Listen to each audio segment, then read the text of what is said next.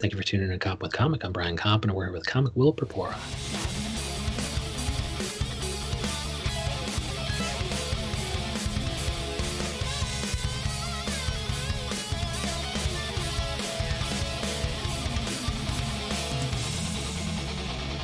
Will Purpura, how the hell are you?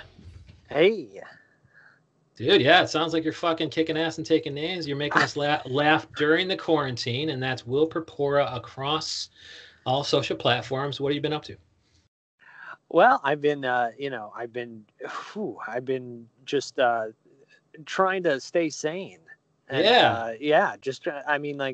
I'm writing and doing stuff like that, but mostly just like, reading mental strength books and self-help books, and like I figure if I read all of them, by the time this quarantine's over, I'll come out and I'll just like, I know all the things, like I know it's been burned into my brain. Don't have negative thoughts. Yeah, that'll work. Stay positive. Yeah. I like how they say that. It's like, stay positive. Like, it's like that didn't occur to anybody. Like, not to have negative thoughts. Like, that's but funny. Yeah.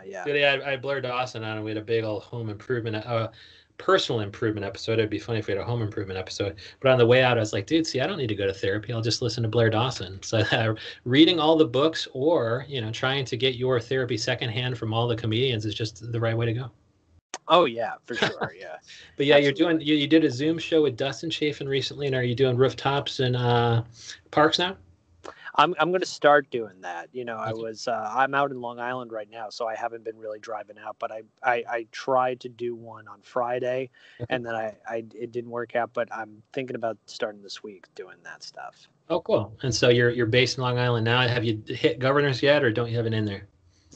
I have not. Actually, I just got back to New York back in March. Okay. Yeah, I was in North Carolina for like 2 years. There you go. 2.5 years.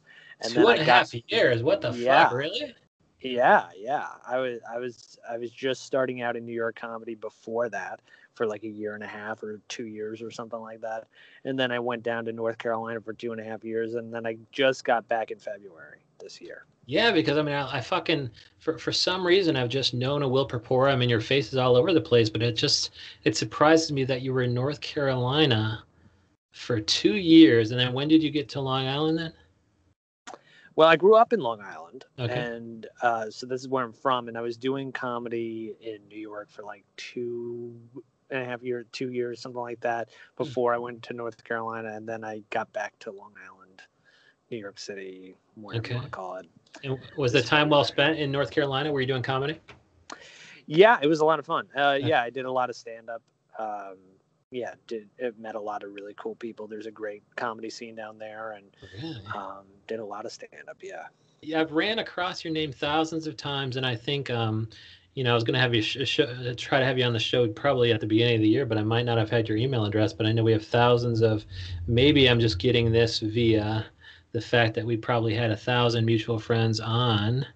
Yeah, 42 mutual friends on Facebook, but you just have personal friends. I know all these people, absolutely.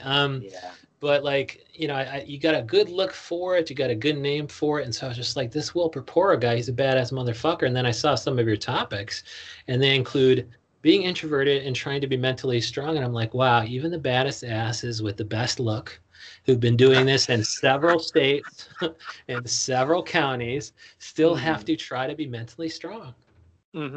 Well, I like to say I'm nationwide. I've done stand-up in 2 states, 3 actually, because I've done New Jersey. There you go.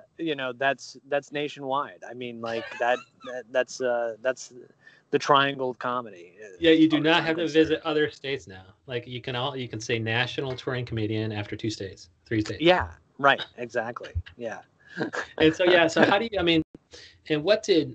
Like for me, I've moved back and forth between Chicago and New York City, and I think it's kept me from doing certain things. Like if you don't put roots down and you're going to move, you hesitate to kind of put your roots too deep.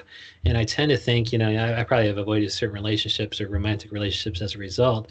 And so do you find that, what role did moving to several states play in something like mental health, if anything?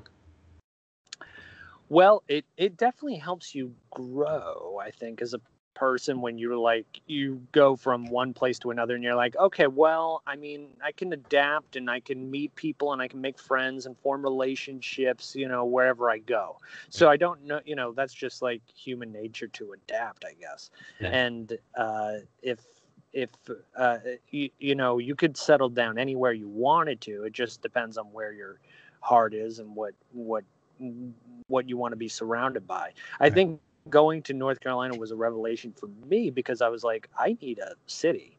I like the heart. I mean, like, not just because of there's more comedy, although that's a big thing about it too, but also I thrive better when there's a lot of action around me that I don't have to interact with.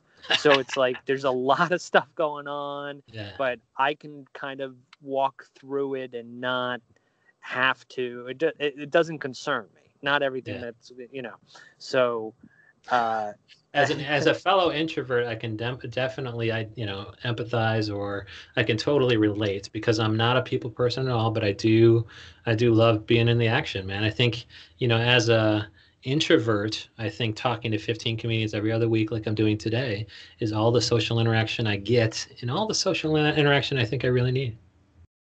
Yeah. I don't know if you feel this way, but I one-on-ones for me, I just get a lot more out of that than like a big social gathering or something like that. And once you read all these introversion articles, you're like, yes, absolutely, I'd rather have a deep conversation with one person rather than have 10 shallow conversations. It's just and so I think that's kind of why the podcast is set up the way it is. And so you figure, I mean, had you moved down to North Carolina with the thought that maybe I would like a smaller pond, and then you're like, oh, I guess I don't. Well, I mean, the smaller pond is attractive because it's like, there's a lot to do. There's a lot of opportunities, and you can you get booked more, and there's good open mics, and you actually have audiences at shows instead of other comedians. Well, yeah, that was one thing I was surprised at, is that all the open mics have an audience. Yes. They don't have they don't stick them in the back. Like I started to realize that if you're doing an open mic at a bar, it's always like stuck in the back room. Yes. And in North Carolina, it was right in the forefront. And I love that you're going to North Carolina bars. You're like, where's the back room? You're saying we're going to do it here in front of people? Are you insane? These are new jokes. Yeah. You're trying new stuff in front of real people? What's wrong with you? That is so funny. Wow. Yes. I think the only, one of the first times I did stand up, I fucking hit my peak because it was in Chicago. It was at the Cubby Bear in Wrigley Field, right by Wrigley Field. And there was a full audience of people, and they all loved it. Like, it was amazing. It was the best experience of all time. And then you move to New York City. We go to several Greenwich Village mics, and there's, 3-4 other comedians who aren't paying attention at all. Mm-hmm. Right. Soul crushing. And that's why I do not have the hustle for that, like, soul crushing activity, going to 3 mics a night with just other comedians there. And I guess you're making connections. That's cool. You guys are in the foxhole together, so that's something. But yeah, I do not have that. I don't love stand-up comedy that much where I'll subject myself to that. And so, I mean, now that you're back to the grind of you having to go to parks with, maybe 5 people sitting there, like, is that going to crush any, mental health progress you've made in North Carolina? Because you had a bunch of real audiences laughing at you. Me? Well, I mean, when I started to do open mics again, when I got back to New York, I realized, oh, right, there's no, it's back to, people, it keeps you on your toes because everybody's jaded to jokes. So, I mean, like, it kind of pushes you to, like, maybe, okay, I got to write better because I need to, make people who see the punchline, they know what's coming. So, they do. If you could try to find a more inventive way to present material, that's always fun. If you can make the comics laugh. Yeah. But are they even paying attention? Like, to laugh, they have to hear it. And if they're on their phone, are they hearing it? Right. Yeah. And probably not. Yeah. Yeah. I mean, there was a lot of in there. There's the attic at the pit. Do you know that one? Yeah, I've heard. Yeah, I talked about it earlier today. I forgot who with. Maybe Gabby Jordan Brown. I think she was talking about the pit, the attic at the pit, and also Patrick McCartney, as we talked about pre-pod. I think he was talking about the attic. But have you done shows there then? I did the open mics there, and it Okay. was just like people kind of are forced not to look at their phones because they're like, Ah, and I felt that way about interesting. there was the back room at the Broadway Comedy Club with the ice machine. Did you ever go there? No. They used to do open mics in the ice machine room. But did people And have to they, pay attention? Like, was it a rule not to look at your phone, kind of? no, it's not a Oh, that's the rule, but opposite. it's just like they're right there in front of you. So if they Ah. take out their phone, it would be just so blatantly Yeah. rude. People would still do it occasionally, but it would be Yeah. harder to get away with. That's so And funny. You're like, yeah, it's actually a good mic. Well, how come? Because it's just a little ass room with an ice machine. Well, that sounds like it sucks. But they can't hide. Like if they take off their phone, you'll know and they'll get lynched. That is so cool. And so the ice machine room at Broadway Comedy Club is actually a good mic. I don't know if they still do it, but that's where Yeah. I started doing it, like where I was like making a commitment to do it at least once a week. Okay. And it was good to step out of my comfort zone, which was like actually making eye contact with people I was trying to present my shitty material. What? I have to make eye contact? I have to be funny too. What? That's funny. Wow, I have to make eye Yeah. contact. So is that something you typically don't do in your normal introverted life? I think it's something I've learned how to do. I think it's something that used to be very uncomfortable for me, but now Yeah. I'm used to it, and certainly on stage, I have an easier time making eye contact with the audience Or at than least I looking at their in the direction of their face. But I mean, I think I've read studies recently which has confirmed my hunch that eye contact is distracting as hell, and that's why we don't yes. do it. That's why we don't do it. Like I think that they've finally done those studies, and it's like hell yeah, that's what I'm saying all along. Like, how am I supposed to concentrate on what you're saying if I'm freaked out by your eye contact while you're saying it? Mm-hmm. Yeah. Yeah. And so I think that's pretty natural. And so, I mean, but coming like it's just Will Purpura is just this mix of apparent contradictions because like you're a comic, but you're introverted, which in and of itself is not that unique. But then the whole feeling like you don't have enough mental strength, like I think a lot of comedians maybe they have that too, but it comes they have a big ego, right? So how does ego play a role in like taking you from the swamps of introversion and mental unhealth and being like you need to haul yourself out of there to open mics? Like does ego play a part? Like Will Purpura is not content to be at home and indulge his introversion because he's Will fucking Purpura. I'm an icon. People see me. I'm an icon. I have to get out there. Like, do you have an ego? Does Will Purpura have an ego that drags him out of the introversion swamp? Yeah, I guess I do. I mean, like, I'm trying to think of like how I think if anything, my ego prevents me from doing that kind of stuff. And Uh-huh. I try to battle my ego because like I started, I think late to the game. I was like 27 when I started to really do it.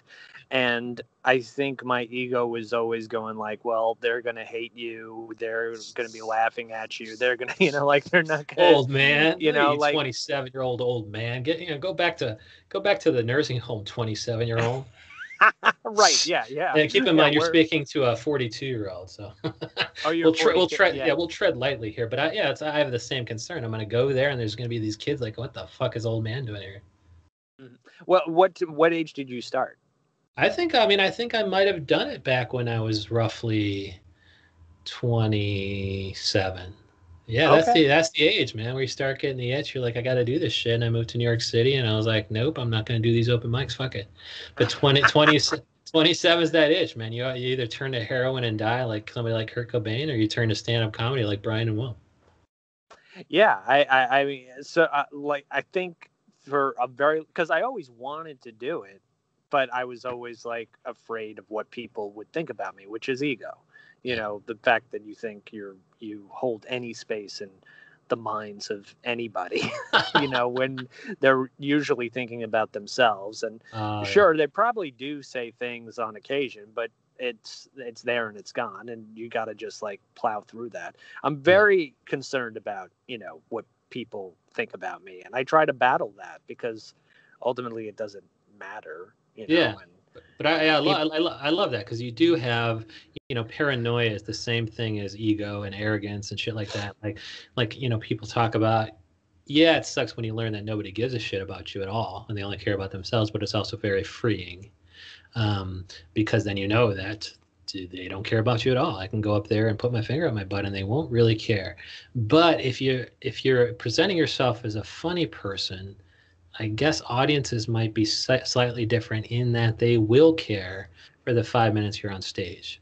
And so, like, yeah, if you're paranoid and freaked out that people are thinking shit about you, like, yeah, how are you able to then get up there and tell a joke that might bomb? Like, how do you deal with bombing given that you're kind of freaked out by people thinking poorly of you?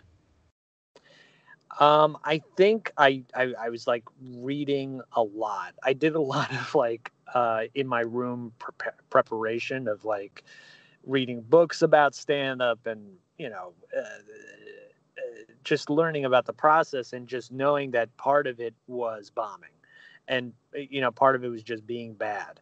Yeah. And if I could get over that initial hump, maybe something will happen. And I think, and also podcasts and stuff where you just like hear about like what people went through and what they're, and I forgot who said it, but someone said like they made a commitment of like doing it once a week. That kind of like stuck in my head of like, if I could just go out there and bomb once a Yeah. week, you know, maybe it'll eventually get better. And when I look back on it, it didn't work for a very, very long time. And I'm surprised I kept doing it because but I, you're after a you're year, saying that yeah. reading about bombing and being like, well, it's at least once a week I can bomb and that'll be normal. Like that, reading the book about comedy didn't help you when you bombed. That's so funny. Yeah, and you know, when you're experiencing it and you're just like, okay, none of this is working. I think I had like maybe, I think like uh, the things that kept me going was like, you know, like one joke would work. You know, like one joke out of the whole 5 minutes might work Right. in some way, and then I would like keep that and like keep working on it and stuff. And then, but I mean, it was like a full year, I remember, of just like not getting it in any way and being super nervous and like really not enjoying it, and just forcing myself to do. And then all of a sudden I started to enjoy it. And now I really enjoy it. So it was like, I'm glad I pushed myself. I think I was, at the time I was driving a taxi, so I wasn't really like fulfilling anything in my life. Okay. So I was, I don't know. I just kept pushing myself. Yeah, I mean, so why do you think that you ended up enjoying it? Like what clicked in your brain? You're like, I actually enjoy this fucking process. And did it have anything to do with driving a cab? You're like, wow, it beats driving a cab. It gives me something to think about while I'm at my day job. Yeah, it did give me. Well, it didn't at the beginning. It didn't give me anything to look forward to because I was just like, I just got there, I don't look and I forward to could, bombing. Yeah. yeah, I could tell, and you know how you just like you go up there and you look at the room and it was filled with comics, and you could just tell they don't like you, and and they just like, and you reading their mind like, okay, we have to endure this for 5 minutes. Yeah. And you know, but I kept going and I tried, you know, to have a positive attitude about it, even though it was like hurting. And then I think what happened was I started to experiment with Ah. my voice. Do you mean your comedy voice or your actual voice?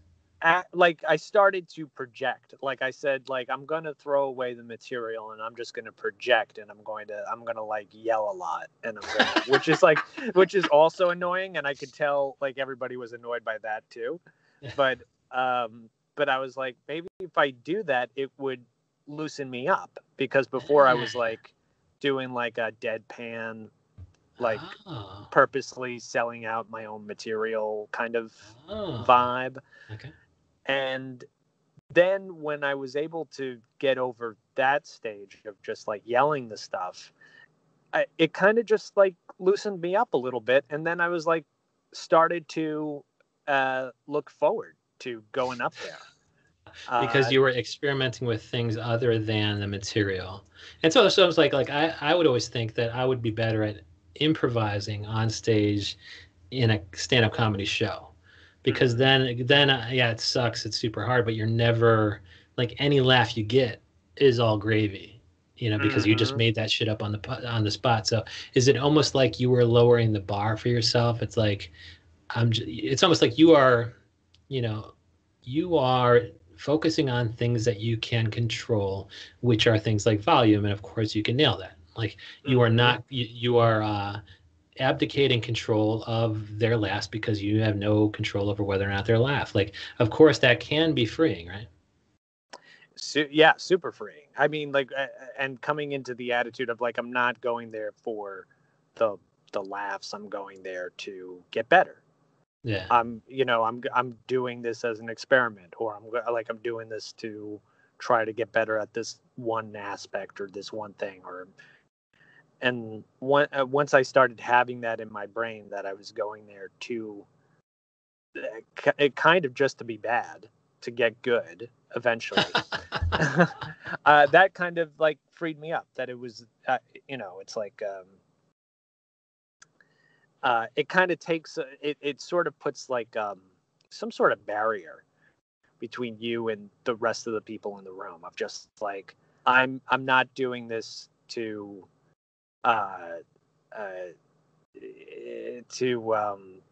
like, I know you're not gonna like me, so I mean, and I don't mean that in a way like I'm doing something controversial. Right. I'm just like, I know I'm not there yet. I know that you're all on a different level than me. Wow. And you're not, and you don't like me because you I'm just not assume the worst, and you're like, but I'm going to get up here and I'm going to say these things at this volume in this order, and if I do those things, I will call this a success.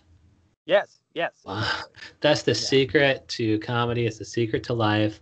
That's why we track him on Instagram and Twitter. He's Will Purpura, and I can't wait to see your next show. Like, when's the next show? You got Zoom shows coming up or anything?